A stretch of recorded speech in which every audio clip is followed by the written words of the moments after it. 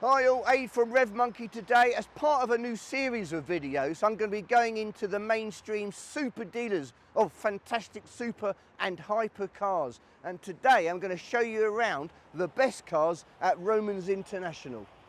It's a bit windy and cold out here, so let's go inside. First off guys, 918 Spyder from Porsche, super rare car. Now weirdly, the Carrera GT has gone above it. I mean, it is more of an ethereal driving experience with the manual gearbox, which everyone knows about the clutch problems.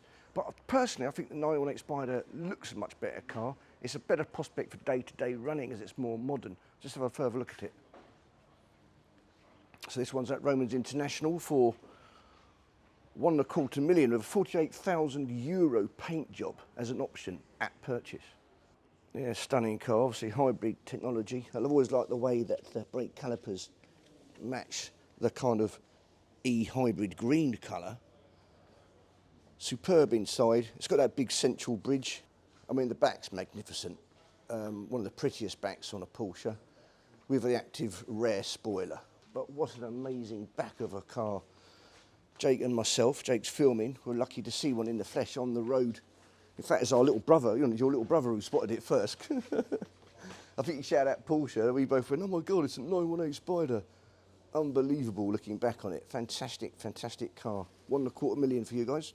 Right, here's a Ferrari 430 Scuderia. Now, obviously I had an F430 manual Spyder, and weirdly, in my opinion, which is rarer in this car, they're about 70, 80 grand cheaper. Of course, the Ferrari special cars always do particularly well.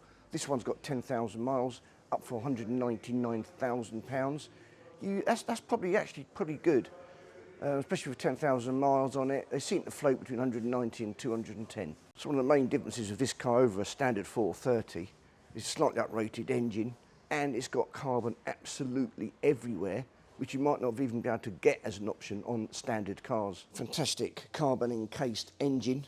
So it's exactly the same as the one on my F430, but just carbon everywhere. Now the only thing it hasn't got, which would make me want this car, is a manual gearbox. It's got the normal flappy paddle gear stick, F1. So that's a real shame. If it had that, this car would be so ultra desirable. It'd also be another 100 grand more probably. Bugatti Veyron, this is a special one. Can't see the price, it's probably a couple of million at least, because the prices have come down for these. I've seen them below £1 million for a standard early Veyron. This one's got blue carbon though, makes it somewhat more special, and you never really know if it's one of the limited editions.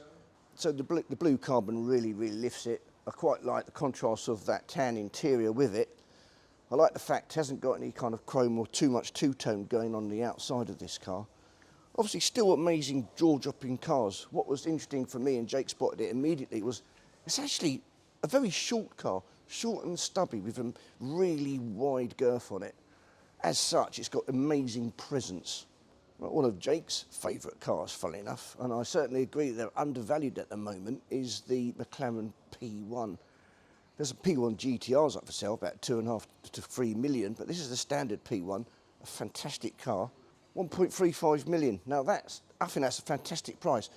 On the basis, part of that holy trinity, the LaFerrari, this car, what's the other one, Jake? Oh, he just pointed to behind him, the 918 Spyder. So similar price, but of course the LaFerrari has gone on to double that, which is typical of any Ferrari special, to be honest. I was just saying to Jake that personally I'd have JWW's carbon green Senna over this, but that's just my personal preference. I think it just looks meaner. Right, how about this for a super rare car, an ultra personalised. It's a 599 SA Aperta. I believe it's rarer than a GTO. It's kind of like the GTO without a roof. The price of the application again wouldn't surprise me if this is over £1 million. And GTOs, they've come up a little bit. Well, they're around about 450,000 for a one. I was always thinking that's a car to buy, but now I think they're more like 600, 700, depending on spec. But look at the fantastic livery on this car. So it's a pearlescent white with some really tasteful black and red trim on it. If you go and look to the interior, obviously stunning. The person went to town this. In fact, if you look over here, originally, it was built for the Calvani family. So I don't know, is that Kuwaiti?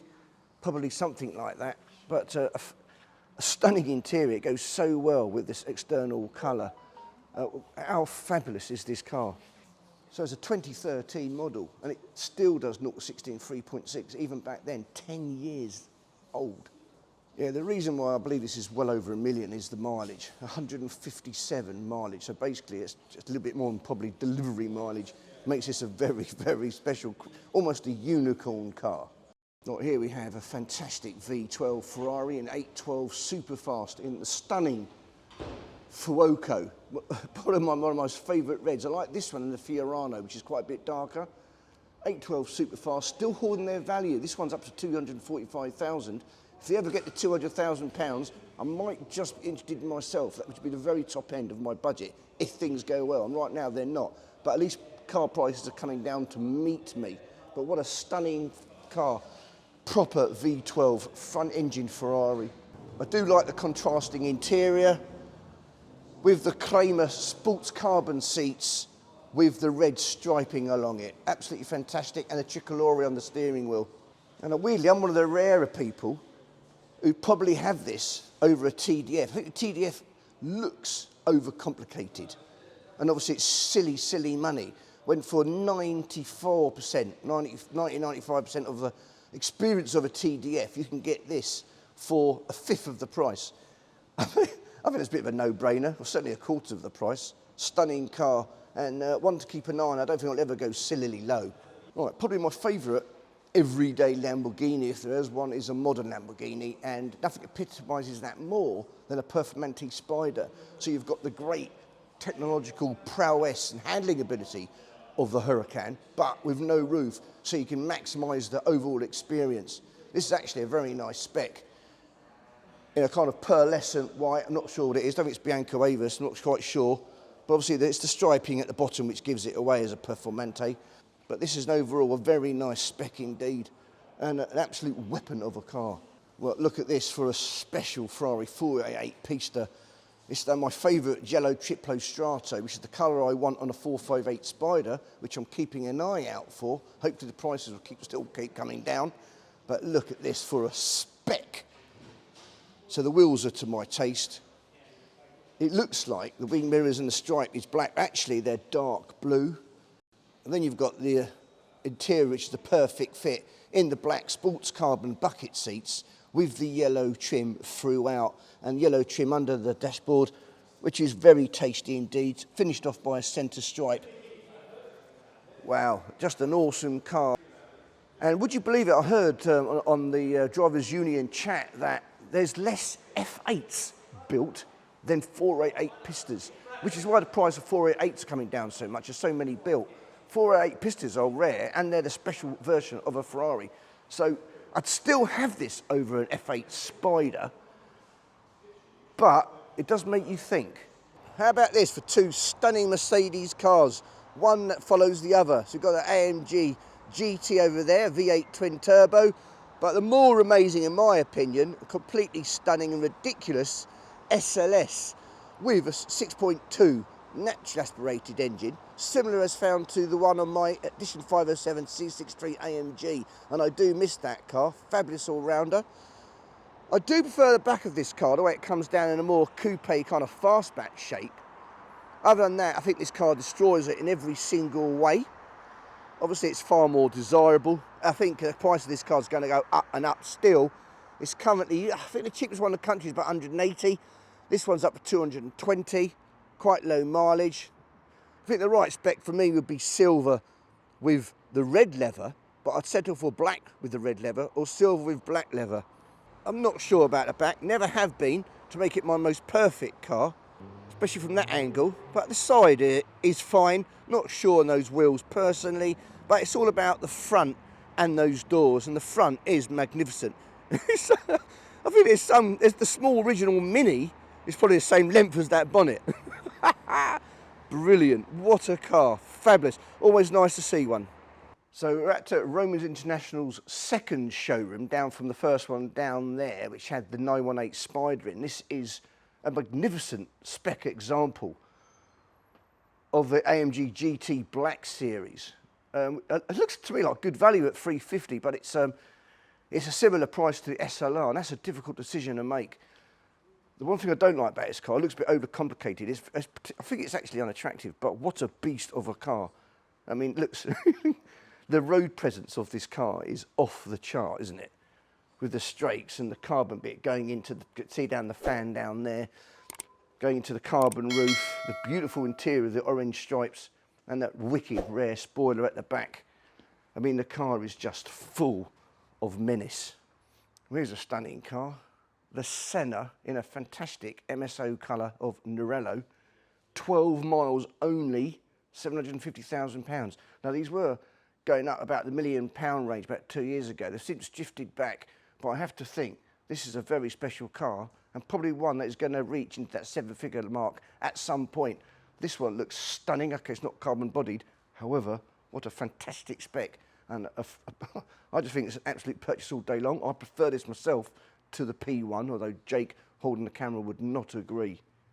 Well, those who've been watching my channel know I'm not a massive fan of Aston Martins. Okay, I'll take a Valkyrie, but other than that, I'm not a huge fan. But look at this stunning Vantage Roadster. What an incredible livery. Really, it's kind of got the TDF kind of Superfast stripe at the front. But the colour is amazing, and these seats, probably the best looking seats I've actually ever seen outside of a hypercar worth millions. So sports carbon buckets, but with incredibly sumptuous leather, which is typical of Aston Martin, a prestige brand. But overall, what a stunning, stunning Aston Martin car. £350,000 could get you into a lot of other cars, but if you're an Aston Martin fan, a V12 Vantage Roadster, that sounds good to me. Right, here's a car that hasn't been out too long. It's the Cielo, which is the Spyder version of the MC12 by Maserati. This one at Romans International has a fantastic specification. You always kind of think, well, maybe it looks great in the yellow, the black, or their kind of launch blue colour. But I think this one suits the car incredibly well. Shows off the shadows and the lines. The wheels look spectacular. Although I'm fond of the black alloy Maserati standard wheels with that particular shape, they really suit this car. And I think the interior is a standout feature in that it perfectly brings together the inside and the outside of the car. Great cars, V6. Everybody likes the way they drive. Everybody likes the way they sound. Okay, so the coupes are depreciating a bit, but they're going to reach a point where they're going to be a bargain. The Spyder will always be more special. I'd love to see this car come down in price and then to my budget at around about 200. It might never happen. But right now, if you're wanting a V6 Spyder car as an alternative to the 296 GTB or GTS, then you've got to look at this car. Very, very special and very, very good looking. Oh, here's one of my dream cars.